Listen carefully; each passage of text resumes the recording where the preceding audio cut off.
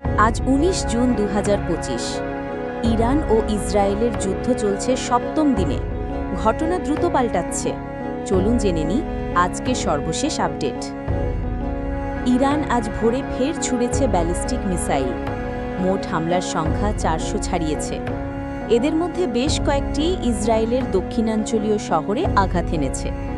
সবচেয়ে ভয়াবহ হামলাটি হয়েছে বেয়ার শেভা শহরের সোরোকা হাসপাতালে বহু রোগী আহত হয়েছে।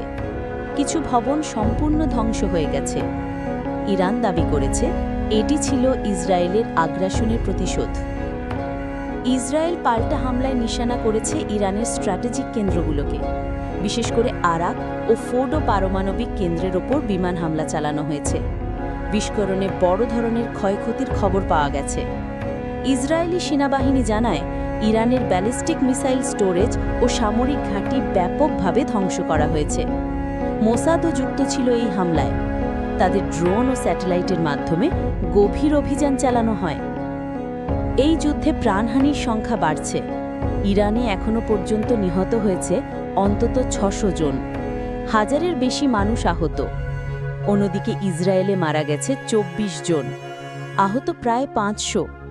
বেশ কয়েকটি হাসপাতাল কার্যক্রম বন্ধ রাখতে বাধ্য হয়েছে। এই পরিস্থিতিকে জাতিসংঘ বলেছে মধ্যপ্রাচ্যের অন্যতম মানবিক সংকট।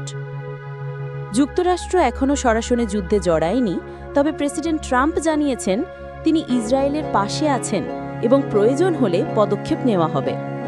জাতিসংঘ, ইউরোপীয় ইউনিয়ন ও রাশিয়া তিন পক্ষই কূটনৈতিক সমাধানের আহ্বান জানিয়েছে। শুক্রবার জেনেভায় একটি জরুরি বৈঠক ডাকা হয়েছে। বিশ্ব নেতারা চেষ্টা করছেন যুদ্ধ থামাতে। এই যুদ্ধ শুধু মানবিক নয়, এটি কৌশলগত ও মানবিক সংকটও।